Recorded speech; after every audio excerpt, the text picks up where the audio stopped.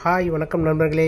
நாம் இந்த வீடியோவில் என்ன பார்க்க போகிறோம்னா பிப்ரவரி 11ஆம் தேதியிலிருந்து பிப்ரவரி 20ஆம் தேதி வரைக்கும் உள்ள வானிலையை பார்க்க போகிறோம். முதல்ல பிப்ரவரி 11ஆம் தேதி மற்றும் பிப்ரவரி 12ஆம் தேதி வரைக்கும் உள்ள வானிலையை பார்ப்போம்.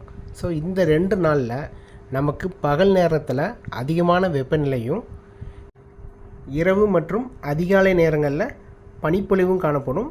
அதனோடு சேர்த்து குளிர்காற்றும் இருக்கும். அதே நேரத்தில் பிப்ரவரி 11 மற்றும் 12ஆம் தேதியில் வானம் மேகமூட்டத்துடன் காணப்படும். பல இடங்களில் வானம் மேகமூட்டம் வந்துடும். ஏதோ ஒரு இடத்துல மட்டும் லேசான மழை பெய்யும். பெரும்பாலும் வானம் கருமேகங்கள் உருவாக தொடங்கிடும். இதே போல் பிப்ரவரி 13ஆம் தேதியும் 14ஆம் தேதியும் நமக்கு மழை பெய்யும். எந்தெந்த இடத்துல மழை பெய்யும்னா பகல் நேரத்தில் வானம் மேகமூட்டமும் இருக்கும், அதிக வெயிலும் இருக்கும்.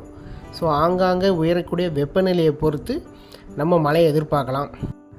பெரும்பாலும் இந்த மழை கடலோர மாவட்டத்தும் மற்றும் தென் மாவட்டத்தில் எதிர்பார்க்கலாம்.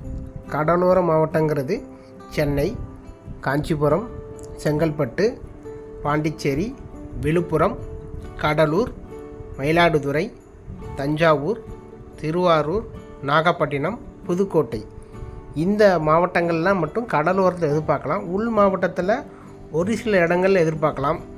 அதே போல் தென் மாவட்டங்களான மதுரை, தேனி, விருதுநகர், ராமநாதபுரம், தென்காசி, தூத்துக்குடி, திருநெல்வேலி, கன்னியாகுமரி மற்றும் மேற்கு தொடர்ச்சி மலைகளில் மேற்கு தொடர்ச்சி மலைங்கிறது தென் மாவட்டங்களில் இருக்கிற மேற்கு தொடர்ச்சி மலைகளில் நம்ம லேசான மழை அல்லது மிதமான மழை எதிர்பார்க்கலாம். கோடை காலத்தில் பெய்யக்கூடிய இந்த மழை ஒரு நாள் முழுவதும் பெய்யக்கூடிய மழை இல்லை. ஆங்காங்கே உயரக்கூடிய வெப்பநிலையை பொறுத்து அந்தந்த ஏரியாவில் மாலை அல்லது இரவு நேரங்களில் சில இடங்களில் மட்டும் மழை பெய்யும். இதன் பிறகு பிப்ரவரி 15ஆம் தேதி முதல் பிப்ரவரி 18ஆம் தேதி வரை மறுபடியும் பகல் நேரங்களில் அதிகமான வெப்பநிலை இருக்கும். இரவு மற்றும் அதிகாலை நேரத்தில் பனிப்பொழிவும் இருக்கும். இதே போல் மறுபடியும் பிப்ரவரி 19ஆம் தேதி மற்றும் பிப்ரவரி 20ஆம் தேதி வெயிலுக்கு இடையில் நம்ம மழையை எதிர்பார்க்கலாம்.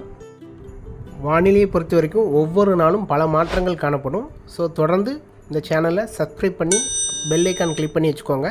ஸோ அப்போ தான் நான் கொடுக்குற வானிலை தகவல் உங்களுக்கு வந்து சேரும். மீண்டும் அடுத்த வீடியோவில் வானிலை தகவலோடு உங்களை சந்திக்கிறேன். நன்றி, வணக்கம்.